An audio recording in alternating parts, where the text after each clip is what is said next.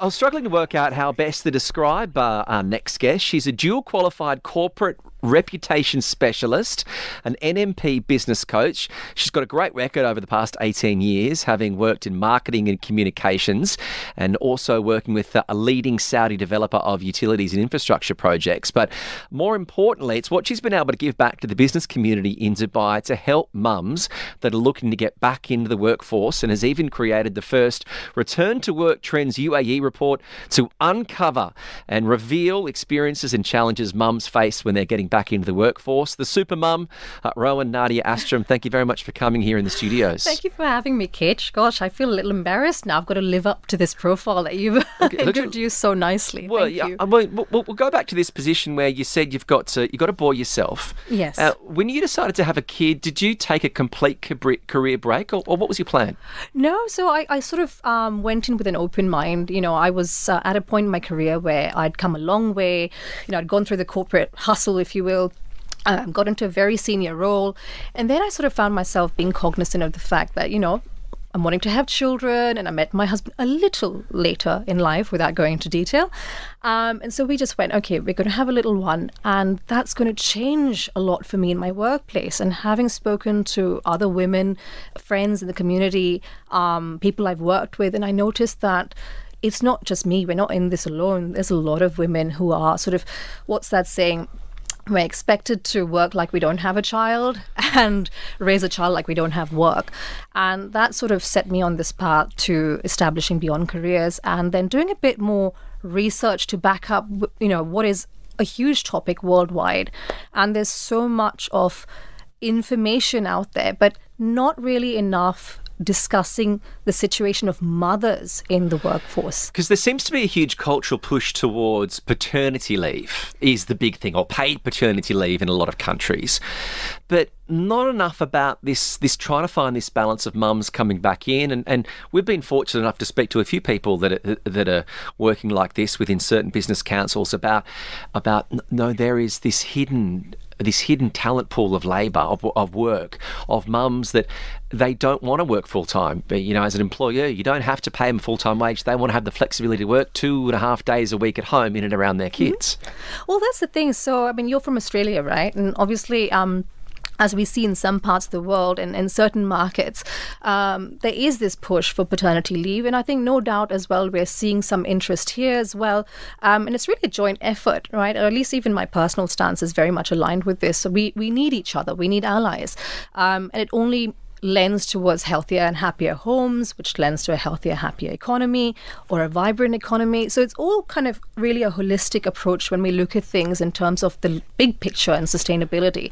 So the push for mums really wanting flexible work as well, the proof's kind of in the pudding. It works for corporates and it works for women. It's just about sort of finding that right balance. And I think companies are still, or organizations are still in the process of figuring out what that could look like, because flexible work as a term is, you know, rather a gray area. There's 2 days a week, there's hybrid, there's half days all through the week. So, you know, what's the format that works for your company, and vice versa, what's the format and the fit for these women or this pool of talent that you can potentially tap into, who are, you know, they come with great expertise, many of whom are also traveling spouses or traveling talent and trailing talent. I don't really like the term, but you know what I mean. They are here as expatriates, and being such a huge expatriate community, we're kind of missing out on this untapped talent pool. Before COVID hit in 2020, no one really knew what Zoom was. For example, if you did work for home, it was a bit, you're having a work from home day. No one really sort of took it as being acceptable. 4 years on, do you think that's been the biggest turning point to allow mums to be flexibility, this normalisation of remote working? Well, I think, you know, COVID catalyzed the work sort of, or bucked the trend for flexible work and remote working. There obviously came from that a greater acceptance towards remote working policies and flexible work. It became very topical. Of course, we've also heard of some companies rolling back this flexibility and having people back in the office because, of course, you know, being mindful of the dynamic with corporate culture. Some believe that, you know, it's better for people to be, you know, on their desk in front of them. Look, it is hard. One of my business mentors in Australia wanted to instigate a policy in his company that you couldn't work from home completely until you'd worked for the company for 12 years, so we knew you and we built up trust with you, etc., etc. But then the problem was, well, their managers aren't even at work, Right. so you can't implement that process. And so it is a challenge, but your advice, you've got a lot of experience in this. For employers that are looking to use these workers, what's the best way to incorporate them into a workplace? Well, I think for one thing is really looking at the entire sort of employee experience, if you will, right from talent acquisition to development and retention.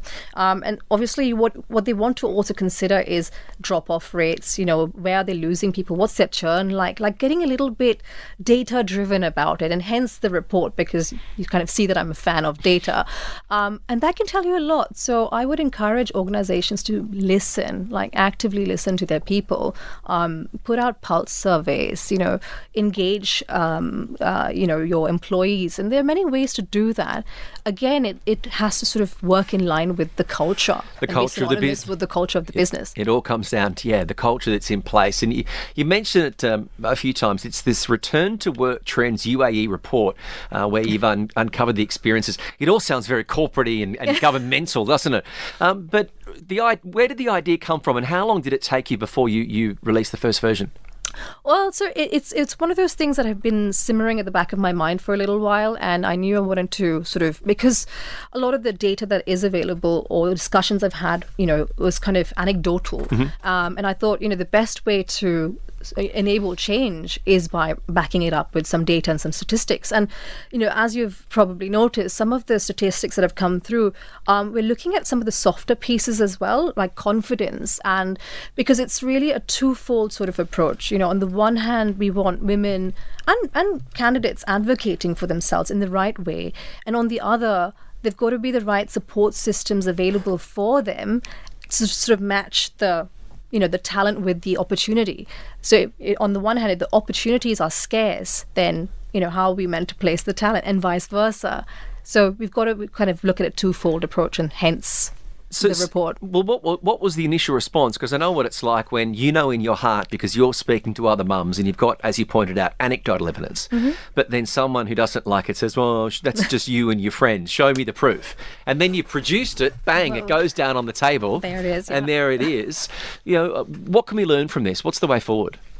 Well, a few of the key takeaways are that, companies can really benefit from encouraging or even incorporating training and mentorship programs within the organization.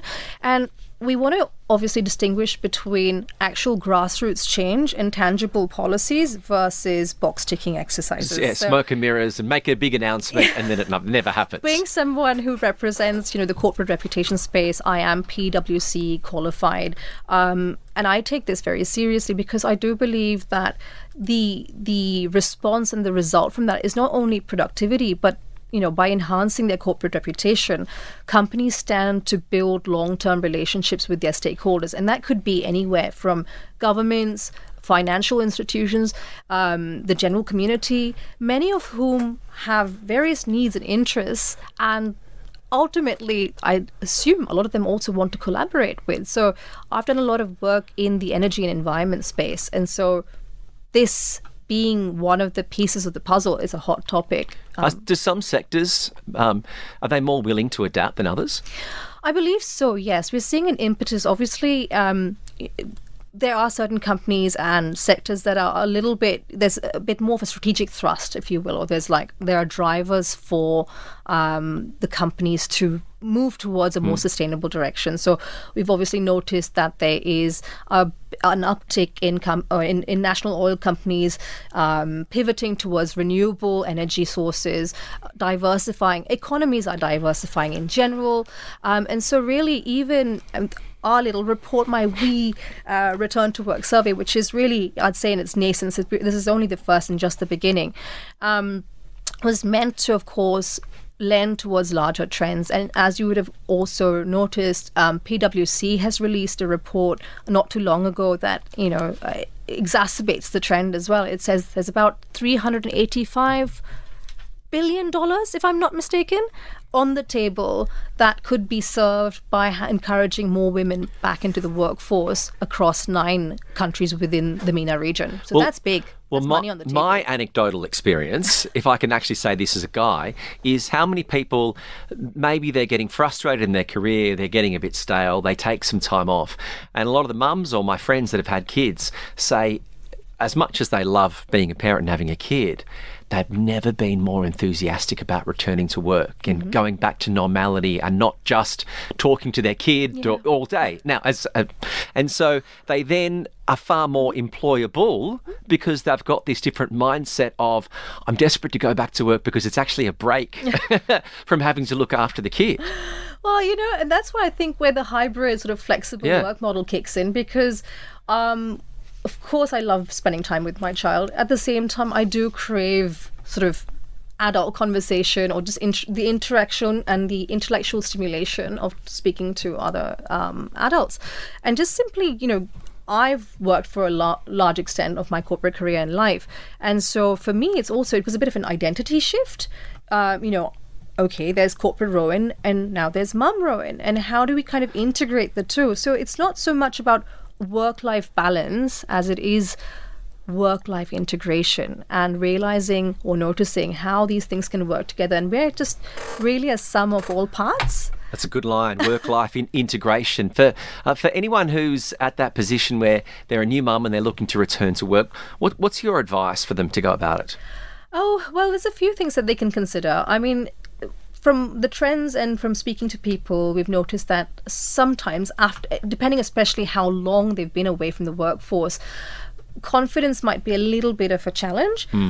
They might find themselves in good hands to speak with a mentor or a coach if they need some sort of constructive support or in a more intentional way.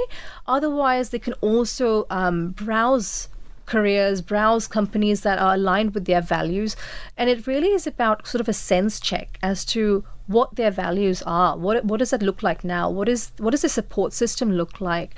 What time can they realistically allocate to their new role for work? So without getting flustered, really taking a little bit more of a strategic lens on the process and applying to roles that really resonate with them and the things they love doing. So people do want to get in touch with, I guess, the report and get their hands on it. Beyond Careers, is that where they should get in contact? Beyondcareers.me. So they can either drop us a line at hello@Beyond Careers, or they can even visit our landing page and download the report as well. Yeah, so if you Google beyondcareers.me, that's the place to go. You can get a copy of the report. And I think that just for some mums, being able to get some nighttime reading, if they get 2 seconds spare, to be able to read it, I think, as you said, it might just light the spark inside them to be a part of that work-life integration. Yeah. It's a great line. Congratulations on the success. Thank you so much. You really are one of Dubai's super mums. There's Rowen Nadia Astrom, and as we said, it's Beyond Careers. If you want to Google it, you can find the website and you'll be able to download that Return-to-Work Trends UAE report. TSB Talk Sport Business.